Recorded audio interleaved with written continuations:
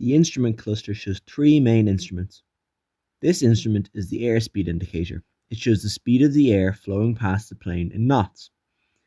This is the attitude indicator. It represents a false horizon to show the pitch and roll of the plane. This is the altimeter. It shows us how high the plane is in feet. The small pointed hand is in the thousands of feet, and the big hand represents the hundreds.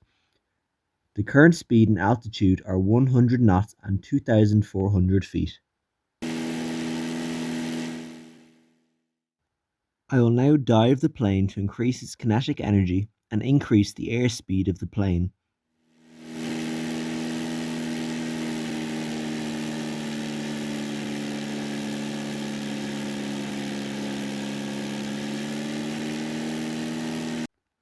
Here you can see that the plane's airspeed has increased and even gone past the never exceed limit.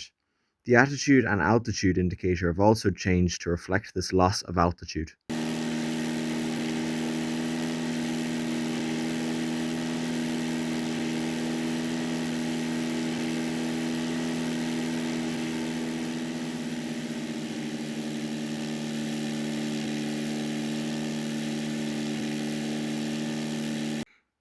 As the plane climbs, it trades off its kinetic energy for potential energy, which slows down the airspeed and increases altitude. It does this by changing its pitch, which points the nose of the plane upwards. Now that the plane has climbed and regained altitude, you can see that the airspeed has returned to normal. The artificial horizon is now level again, and the altitude indicator has changed to show the new altitude.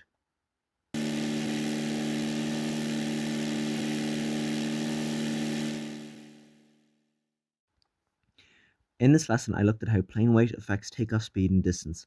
I flew the plane with 3 different payload weights 3 times each and recorded the speed, distance, and landing gear data in XPlane's data recording settings.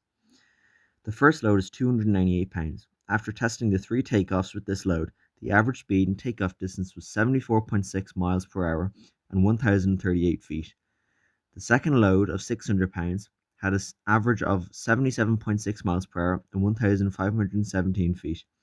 The third load of 900 pounds had averages of 78.9 miles per hour and 1,677 feet. This accurately represents how an increased payload weight means that an aircraft needs greater speeds over a longer distance to create enough lift force to take off. After this, I also adjusted the gravity to be closer to that of the Moon. This greatly shortened the speed and distance for takeoff down to 39 miles per hour and 260 feet. This shows how much downforce gravity normally applies to an aircraft. In this lesson, I will look at stalling, lift forces, and airspeeds.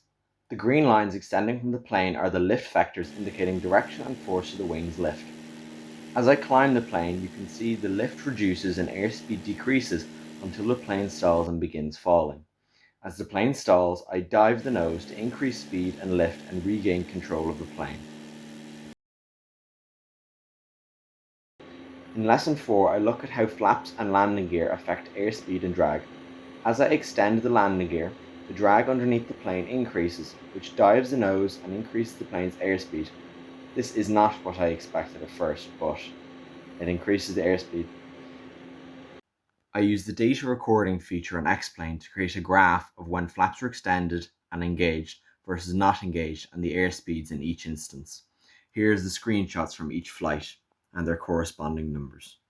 Flaps are used when landing to increase drag, slow the plane down, and increase lift at slower speeds. In this lesson, I measure the different drags and lift when flaps were up and down across 3 flights, each with flaps up and down. When flaps were up and not engaged, the average airspeed was 161 knots, lift was 1,427 newtons, and drag was 44.5 newtons. When the flaps were engaged, the airspeed changed to 146 knots, lift was 1,745 newtons, and drag was 263 newtons. This shows how flaps increase lift while also increasing drag and lowering airspeed, all to help a pilot land the plane safely. Lesson 5 is about thrust and how changing it can help land an airplane. In this landing, I am not using flaps and using my engine throttle to vary my thrust, which changes my speed and altitude. I don't want to control my altitude by pitching up or down because at such low speeds it is a high possibility of stalling. The PAPI indicator tells the pilot if they are at the correct height. Ideally, there should be 2 white and 2 red lights. More red means the plane's approach is too low, and more white means too high. Flaps increase the lift and allow the plane to fly at slower airspeeds, as well as making the plane much more adjustable and controllable for small movements. Flaps also significantly increase the risk of stalling. To help prevent this, thrust must be used to aid in changing altitudes instead of pitching up or down. In many planes, there are also different flap levels, indicating how far and what angle they go at. In the Cessna 172P, there are 4 levels. This can help a pilot move in between full flaps and no flaps and gain different levels of control, speed, and height. In this lesson, I looked at control surfaces and the stability of aircraft. In this clip that I've sped up, I'm turning, diving, and climbing the plane to show the different lift vectors during each operation and how moving the plane affects lift. As it dives, it loses lift and gains speed, and as it climbs, it gains lift and loses speed.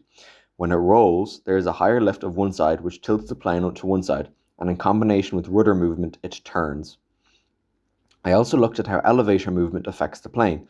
As I move my cursor up, the elevator deflects downwards and pushes the tail of the plane up, which then causes the plane to dive. The opposite of this, which the elevator deflecting up, makes the plane pitch up and climb. Next, I changed the center of gravity of the plane to examine how it affects stability and elevator deflection.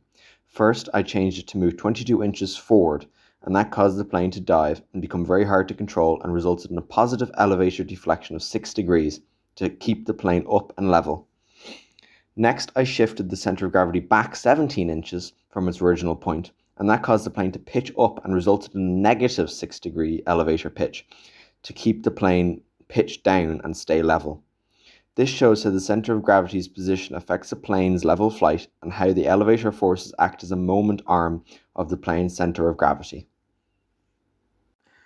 In this lesson, I looked at wingspan and plane aspect ratio. A plane's aspect ratio is the ratio between the average chord length and its wingspan. Usually, aspect ratios range from 1 to 12.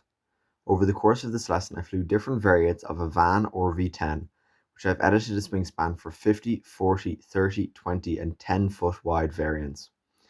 I flew each plane 3 times and averaged its takeoff distance. Typically, the higher aspect ratio variants with wider wingspans took off in a shorter distance, and the smaller aspect ratio planes with short wingspans took off with a much longer distance. This is because the wider wingspans created more lift and thus took off faster. I also landed the 10 and 50-foot wingspan planes 3 times each. The 50-foot plane was much easier to land as the wider wings also mean greater stability and much easier to control. The smaller wingspan plane was much harder to control and was very unstable and hard to manage. Typically, gliders and other less maneuverable aircrafts have a higher aspect ratio for a greater lift-to-drag ratio for more efficiency, while aircraft like fighter and stunt planes usually have smaller aspect ratios for a greater maneuverability and control. In this lesson, I looked at wing loading and how it affects flight by creating different wing structures. I made 3 variants of a Vans or V10, one with the 15-foot, one with the 30-foot, and one with the 60-foot wingspan.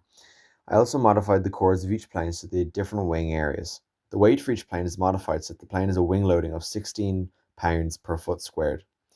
I flew each plane 3 times to get an average takeoff distance and see how each plane performs at takeoff. The plane with the 15-foot wingspan performed the worst with an average takeoff distance of 424 feet. The plane that performed the best was the 60-foot plane with an average takeoff distance of only 58 feet. This shows that even though the wing loading on all 3 planes was the same, they still performed very differently due to how their wings were shaped. The 15-foot plane takes so long to take off due to its extremely small wingspan, and thus it produces very little lift. The 60-foot plane is the opposite, and it produces so much lift at low speeds it takes off almost instantly. In this lesson, I studied power loading. Power loading is the ratio of the aircraft weight to its engine's horsepower. I flew 3 modified RV-10s to examine different engine horsepowers. I made 150, 250, and 350 horsepower planes. This is what their power loading looked like. The 150 horsepower plane reached a cruise speed of 115 knots true airspeed. The 250 horsepower reached 140 knots, and the 350 horsepower plane reached 159 knots. The 350 horsepower plane was the fastest and most powerful for obvious reasons. I also looked at fuel usage. When given 3 pounds of fuel, the 150 horsepower plane was capable of over 4 minutes flight time, and the 350 horsepower plane could achieve just under 2 minutes.